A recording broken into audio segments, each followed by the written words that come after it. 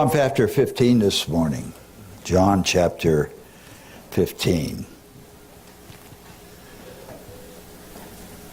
I've told you before, I think we appreciate the Gospels a little bit more if we can smell the camels, if we can get right in there and be part of whatever it is going on. We need to get involved in the event that we're going to read about this morning. Understand that the upper room discourse has already taken place. The foot washing has already taken place. Judas is on his way to his mission of betrayal with the priests and Pharisees. When we read this, the Christ and his disciples are just about ready to cross the brook Cedron. There's significance in that because remember, we're entering the Passover season, and lambs and animals are being slaughtered at an unbelievable rate in the temple. And the brook Cedron runs underneath the altars. And so it collects the blood and carries it off. And I draw a picture in my mind of seeing the Christ standing there, watching the blood of sacrifice coming from the temple, knowing that the final sacrifice, his sacrifice, is about to be made.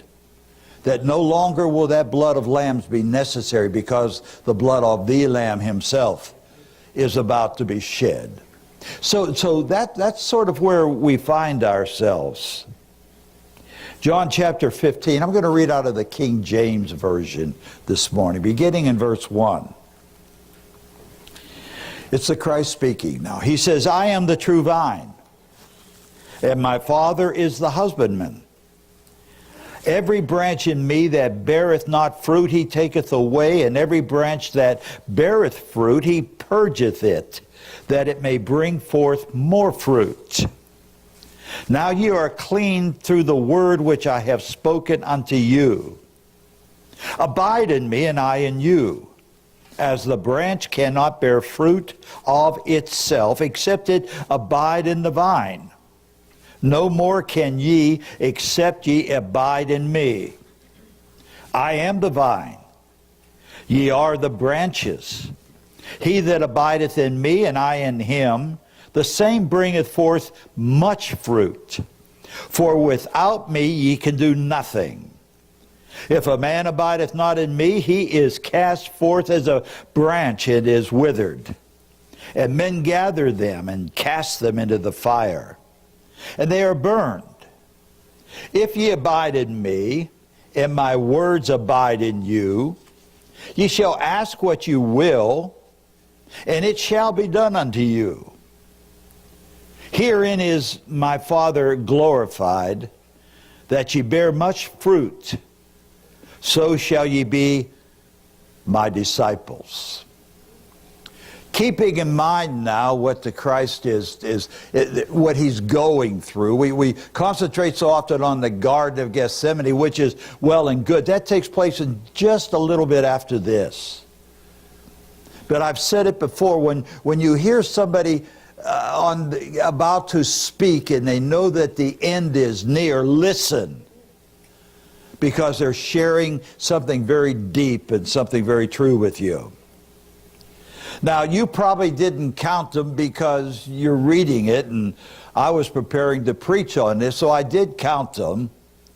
And there are 4 different kinds of vines in our statement today. The Christ spoke about 4 different types of vines. He said there's a vine that has no fruit. There's a vine that has fruit. There's a vine that has more fruit. And lastly, he says there's a vine that has much fruit. If it's no fruit, the Christ says he takes it away. He takes it away. What does that mean? When we listen to that, it sounds so negative. It sounds so hopeless. But in fact, what he means is, what the Greek word translates to meaning, you know, the Greek, one word means this much. That's why I like to read the Amplified Bible sometimes, because it seems to follow that.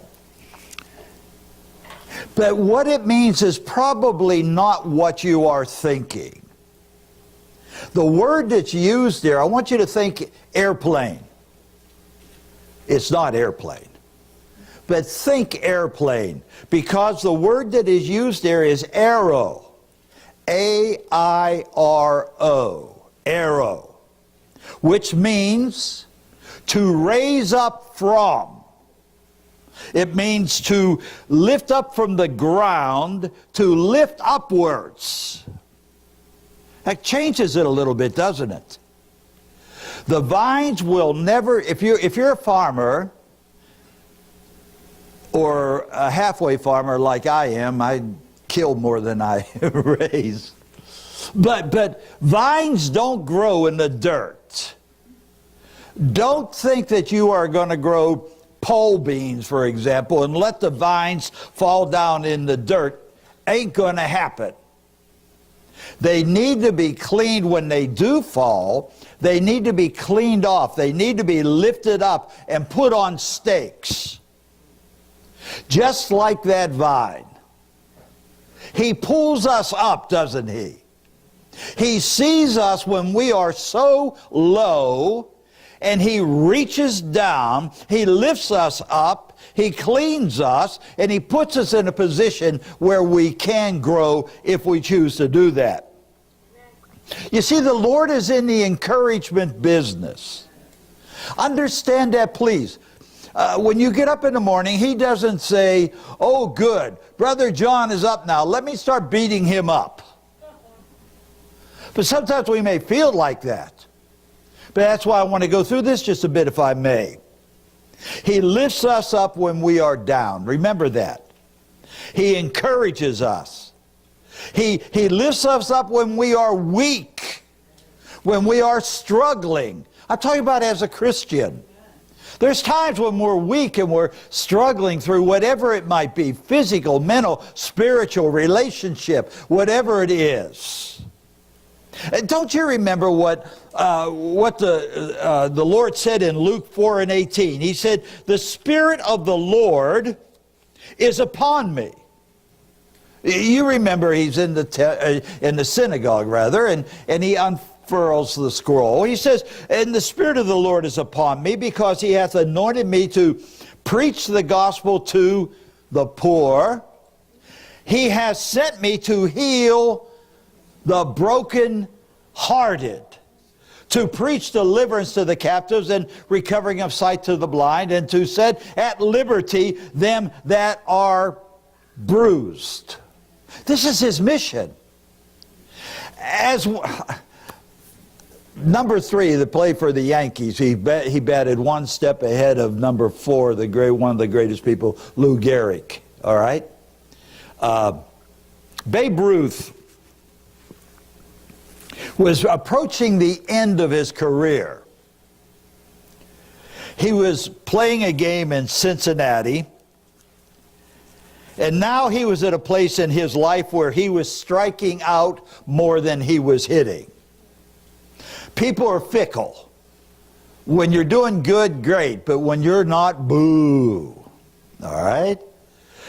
His play was deteriorating. He wasn't half the man that he used to be. He was getting booed this particular day terribly bad. And after striking out again, he turned from the plate and he began to walk back towards the dugout. The story goes on to say that his head was down, his shoulders were slumped. You can see a person that is in depression. You can see a person that has been beaten down. You can see yourself several times, I'm sure, as we all have. We've been there. The crowd was unmerciful with booing him.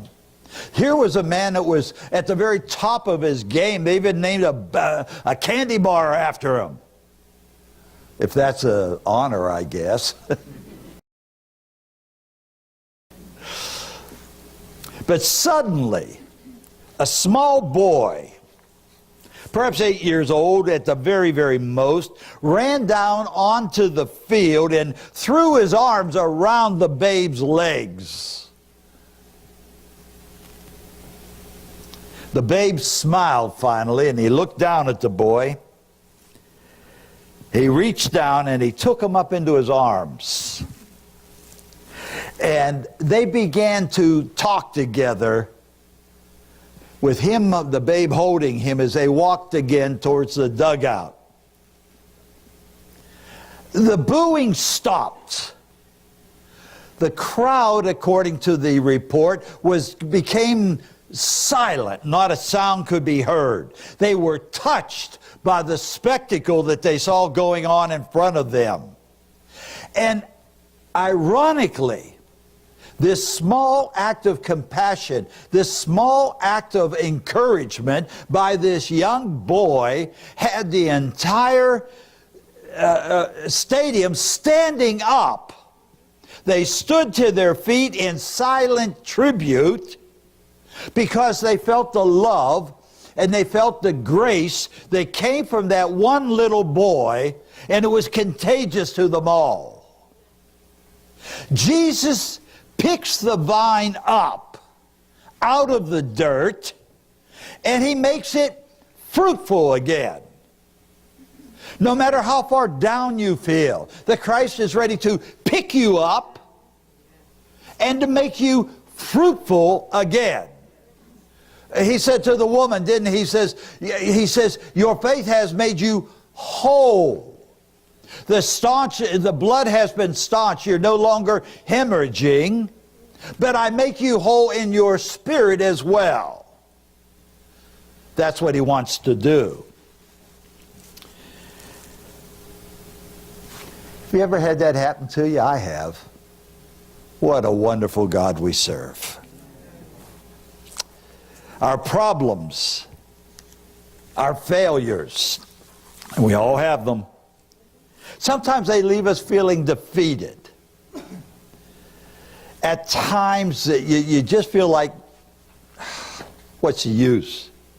But you see, the Lord is like that little boy. He embraces us. He puts his arms around us, and he gives us the strength necessary to get going again, to try again. He gives us courage when we're most afraid. Courage when we're most afraid. Do you ever have that feeling of anxiety? You know, like, man, I can't. I was reading an account from a local dentist here. A woman, and it takes a lack of fear speaking dentist. Boy, I hate the dentist. I don't have anything against a dentist, I guess, but I don't enjoy being with them. But in any case, he told the story about a man and a woman that came into his office. And they were interrupting their Disney vacation that they had saved up for 3 years to have. And the woman says, I want a tooth pulled. I don't want Novocaine because I'm in a big hurry. The woman went on to say, just extract the tooth as quickly, as fastly as you can, as possible, and then we're going to be on our way. The dentist writing this was impressed. You know, he says, you certainly are a courageous woman. Which tooth is it? And the woman turned to her husband and she said, show him your tooth, dear. It's easy to have courage when it's someone else's tooth. But the Lord gives us courage. Personal courage. When we are afraid, why does he do that? In order to help us be more fruitful for him. You see, we talked about this before. Why doesn't he just kill us whenever we get saved? Well, we still have work to do. We have things to be fruitful. And he says, every branch in me that beareth not fruit, he taketh away, he lifteth up. And every branch that beareth fruit, he purgeth it, that it may bring forth more fruit. Now ye are clean through the word which I have spoken unto you. Understand this. The Christ purges fruitful vines. I mean, you may have, you are one of the most fruitful people around, and you say, why am I going through this? Don't be surprised. He's already told you, I am going to purge you. Why? Here comes, look at all the fruitfuls in here. Here are all the vines, rather. He says, because I want to make you more fruitful. Amen. He says, you're fruitful, yes, he says, but you're not fruitful enough, and I'm going to make you more fruitful. The word purges in the King James means to wash and to cleanse. Cleansing involves the pruning of useless shoots that are growing off of the vine and dead wood. Pruning was the most important. We think about fertilizers and we think about all these other things, but in this day and in the vineyards, pruning was the most important process in producing fruit. If there was a specialist that pruned, these pruners would train for 2-3 years before they were allowed to work on their own. They would learn where to cut. They would learn how much to cut. They would learn what angle to cut. They would learn when to cut and when not to cut. If it hindered the vineyard's growth, it was cut away. That was the long and the short of it. If it wasn't adding to production, it was history. Dead wood harbored insects, diseases, and it would sit in the pew and it would begin to rot. So it had to go. Live wood, good vines had to be severely cut back to produce more fruit. In early spring, I'm told, the vineyards would look like a field of barren, bleeding stumps. But come early fall, they're full of luscious purple grapes. Make no mistake, pruning is necessary for fruitfulness. Sometimes you may wonder, well, how fruitful does he want me to be? I've had all this I can stand. But the Word tells us, he says, I prune the good to make it even better. Amen. To leave a vine to just run rampant and wild would actually not only kill the vine, but it would ruin the vineyard as well. And then the same thing true in our lives. You've met some Christians, I'm sure, that they are above any, how do I put this? I'm free, don't tell me what to do. You are free. But they put guardrails up for a purpose on highways. You're free to drive on that highway, but not to go over the edge of the cliff. So we need to be sure that we are not so free that we're no longer productive, that we're not doing anything, that we're above this. If the growth were stunted, it came out. Whatever it was, that was the long and the short of it.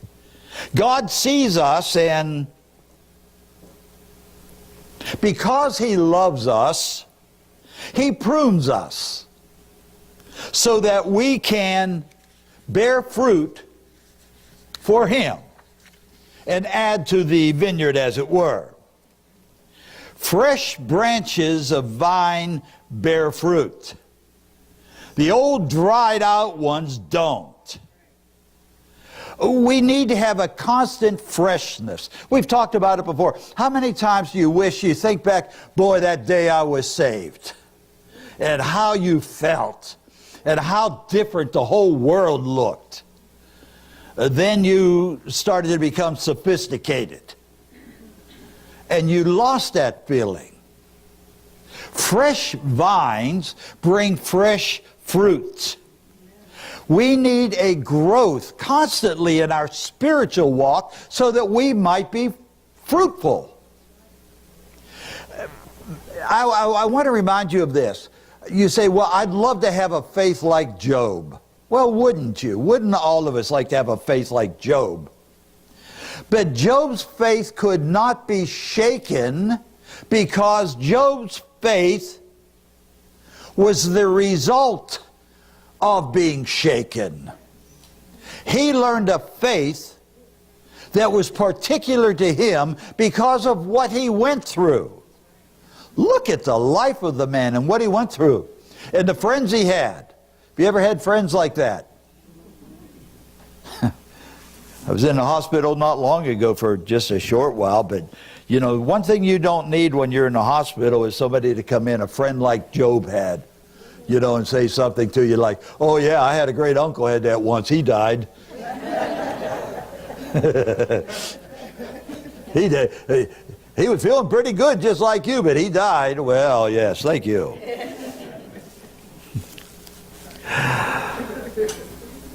God may be pruning you right now. God may be pruning you right now. Your life might look like it is stripped. It might look like it's barren, like everything is wrong. But realizing an abundance of fruit and blessings, always follow the pruning. As it is in nature, the pruning brings forth more fruit. So it is in the supernature, or the supernatural. The pruning brings forth blessings. Let me remind you that the pruning cuts at the bad. The pruning cuts at the good. And yes, even the pruning even cuts at that which is better in us. Sometimes you think, God, why are you getting there? That's something good. Why am I being pruned there? Because God is determined. He wants to produce in you the best that is in you. And the only way it can happen is for Him to get to it. It hurts, but it helps. We don't enjoy it. There's not anybody in this house with a sane mind that enjoys being pruned. But we need it. We need to be fruitful to be useful. Has to be. Think about this for a minute. What kind of fruit is the Lord trying to produce in your life? Not in your spouse's life, not in your children's life, not in what about him up there, what's in him. What is He trying to produce in your life? You know the answer to that. You know what's missing in your life. Maybe it's spiritual growth. Maybe you're not where you need to be. When you have spiritual growth, let me guarantee something here. When you have spiritual growth, other growth will follow. Because your attitude changes. Everything about you changes when you have spiritual growth. Circumstances may not change, but you do. Pray for the spiritual growth. Jesus said, abide in me, and I in you, as the branch cannot bear fruit of itself, except it abide in the vine. No more can ye, except ye abide in me. I am the vine, you're the branches. He that abide in me, and I in him, the same bringeth forth much fruit. For without me you can do nothing. You know, when Lawrence of Arabia, you may have seen the movie years ago, he was in Paris after World War I. And he had with him his Arab friends from the Near East. And he was taking them and showing them all. They had never been in a Western city before. And he was showing them the sights of the city. The Arc de Triomphe, the Louvre, Napoleon's tomb. He was taking them to all of these places, but they were not impressed by any of it. What really impressed them, what bore deep into their spirit, wasn't these statues and libraries. It was the faucet in the bathtub. It was the faucet in the bathtub of their hotel room. They spent hours in there turning it on, turning it off, turning it on, turning it off. They were amazed, coming from the desert, that you could turn a handle and get all the water you wanted. Later, when they were ready to leave Paris and return back to their desert homes, they had a train to catch. And Lawrence of Arabia was saying, where are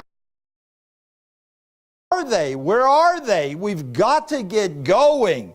And nobody was there yet, and he sent the porters up to their rooms, and he found them in the bathrooms with wrenches, trying to disconnect all the faucets. You see, they said it is a very dry Arabia. If we take the faucets with us, we'll have all the water we'll ever need. But then Lawrence had to explain to them that the blessings of the faucets did not lie in the faucets, but in the immense reservoirs of water to which the water lines were attached. And he had to point out to them that the reservoirs, in turn, were filled by the rains, and they were filled by the melting snows coming from the Alps. What a tremendous comparison, I thought as I read that, to our Christian lives. The faucet by itself is useless. But so are Christians without Christ. They're useless. Jesus said, without me, you could do nothing. Without me. The lives of so many Christians today are as dry as the Arabian desert. You know that to be true. It might not necessarily be you or me, but you've been around them. They have the faucets of their abilities connected. They have their plans in life. They have their desires in life. They have their goals in life. But there is no connection to the reservoir of living water. We are not connected to the source so often. We are not drawing strength. This is his point here. We are not drawing strength from the true vine, the Christ himself, because we're not connected. Christ is the vine, and we are the branches, period. We are one in Christ, and as the branches, we are dependent on him. When we are connected to the vine, we take on the nature of the vine. I think it would be very seldom that you would see a watermelon growing off the vine of a purple grape. Doesn't work that way. It takes on the nature of the vine. Without the vine, the branches are lifeless. Get this picture in your mind. Have you ever come home to find the branches have come off your trees, And they're all dancing around independently in your yard. Da, da, da, da, da, da, da, da. You pull up and you say, what's going on here? No, of course not. It's silly. If they were separated from the tree, they would be D-E-A-D. Dan, that's dead.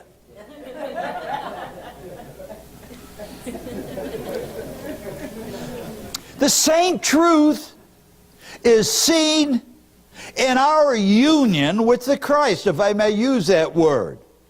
It is a living union. The vine is alive. He is the vine of life. We have a living union when we are connected. And we then can bear living fruit. It's a loving union. We can bear loving fruit because of the love that is translated into us. It is a lasting union. The vine that we are connected to will never die, nor will you ever die. It's a lasting union. Then we can bear what? Lasting fruit. You bring somebody to the Lord, they bring somebody, and it just goes on and on and on. I'll close with this. You remember, some of you, I think, were here, and I've spoken of it before. One Sunday morning I was preaching about our Ecuadorian ministry. We needed more money. We had just bought some more buildings that had to be, it just went on and on. But I spoke about it that morning. And after the morning service, when I was at the door greeting people as they left, you remember that the lady came, and she was a visitor from Seattle, and she was down here at a business convention. And she took the ring off her finger, and she gave it, and she said, "This is a gift to the mission field."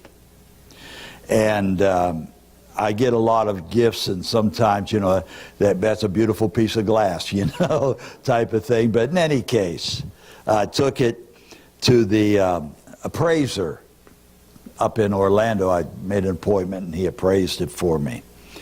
And I learned several things about diamonds. As it turned out, this ring was valued at $12,000. Not a bad day. But I learned some other things that I think are important or germane to what we are talking about today. And I close with this. The appraiser told me this, and I didn't realize it. He said, don't be misled by how many carats are in a diamond. He said, that really doesn't mean anything as far as its value. He says, what gives a diamond its value is not the carats, but it gets its value about how is it cut and what is its clarity. And he started to show me, because he made sure that I was sitting right in front of him, and I could never say he swapped that ring out or anything. So he said, because of this, he says, every diamond does not shine the same.